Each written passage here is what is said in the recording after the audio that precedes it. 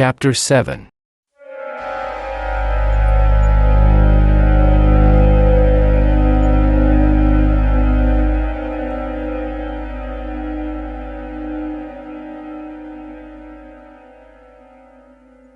Malone's dream, experienced in full before he knew of Suydam's death and transfer at sea, was curiously supplemented by some odd realities of the case, though that is no reason why anyone should believe it. The 3 old houses in Parker Place, doubtless long rotten with decay in its most insidious form, collapsed without visible cause while half the raiders and most of the prisoners were inside, and of both the greater number were instantly killed. Only in the basements and cellars was there much saving of life, and Malone was lucky to have been deep below the house of Robert Suydam. For he really was there, as no one is disposed to deny. They found him unconscious by the edge of a night-black pool, with a grotesquely horrible jumble of decay and bone, identifiable through dental work as the body of Suydam, a few feet away. The case was plain, for it was hither that the smuggler's underground canal led, and the men who took Suydam from the ship had brought him home. They themselves were never found, or at least never identified, and the ship's doctor is not yet satisfied with the simple certitudes of the police. Suydam was evidently a leader in extensive man-smuggling operations, for the canal to his house was but one of several subterranean channels and tunnels in the neighborhood.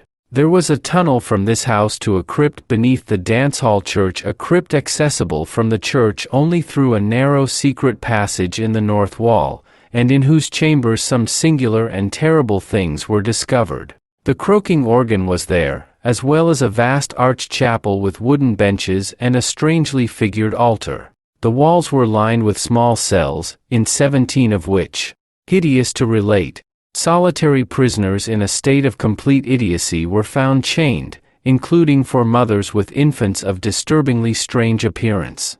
These infants died soon after exposure to the light, a circumstance which the doctors thought rather merciful. Nobody but Malone, among those who inspected them, remembered the somber question of old Del Rio.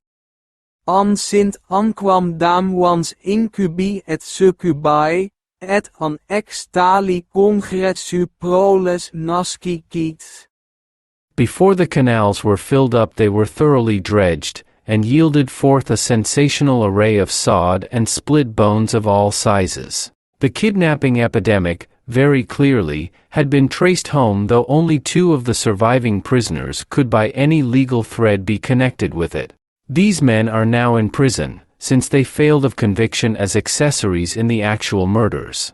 The carved golden pedestal or throne so often mentioned by Malone as of primary occult importance was never brought to light, though at one place under the Suydam house the canal was observed to sink into a well too deep for dredging. It was choked up at the mouth and cemented over when the cellars of the new houses were made, but Malone often speculates on what lies beneath. The police, satisfied that they had shattered a dangerous gang of maniacs and man-smugglers, turned over to the federal authorities the unconvicted Kurds, who before their deportation were conclusively found to belong to the Yazidi. The tramp ship and its crew remain an elusive mystery, though cynical detectives are once more ready to combat its smuggling and rum-running ventures. Malone thinks these detectives shew a sadly limited perspective in their lack of wonder at the myriad unexplainable details, and the suggestive obscurity of the whole case, though he is just as critical of the newspapers, which saw only a morbid sensation and gloated over a minor sadist cult which they might have proclaimed a horror from the universe's very heart. But he is content to rest silent in Shepashay, calming his nervous system and praying that time may gradually transfer his terrible experience from the realm of present reality to that of picturesque and semi-mythical remoteness. Robert Suydam sleeps beside his bride in Greenwood Cemetery.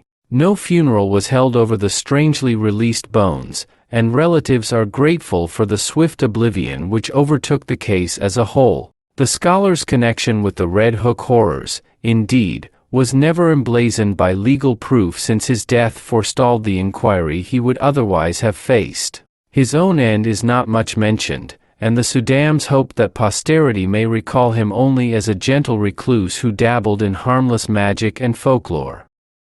As for Red Hook, it is always the same. Suydam came and went, a terror gathered and faded, but the evil spirit of darkness and squalor broods on amongst the mongrels in the old brick houses, and prowling bands still parade on unknown errands past windows where lights and twisted faces unaccountably appear and disappear. Age-old horror is a hydra with 1,000 heads, and the cults of darkness are rooted in blasphemies deeper than the well of Democritus.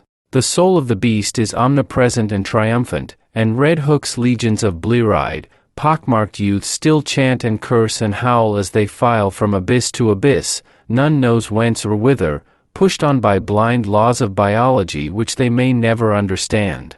As of old, more people enter Red Hook than leave it on the landward side, and there are already rumors of new canals running underground to certain centers of traffic in liquor and less mentionable things. The dance hall church is now mostly a dance hall, and queer faces have appeared at night at the windows. Lately a policeman expressed the belief that the filled-up crypt has been dug out again, and for no simply explainable purpose. Who are we to combat poisons older than history and mankind? Apes danced in Asia to those horrors, and the cancer lurks secure and spreading where furtiveness hides in rows of decaying brick. Malone does not shudder without cause. For only the other day an officer overheard a swarthy squinting hag teaching a small child some whispered patois in the shadow of an areaway. He listened, and thought it very strange when he heard her repeat over and over again, O friend and companion of night, thou who rejoicest in the baying of dogs and spilled blood, who wanderest in the midst of shades among the tombs, who longest for blood and bringest terror to mortals. Gogo, Momo, thousand-faced moon, look favorably on our sacrifices.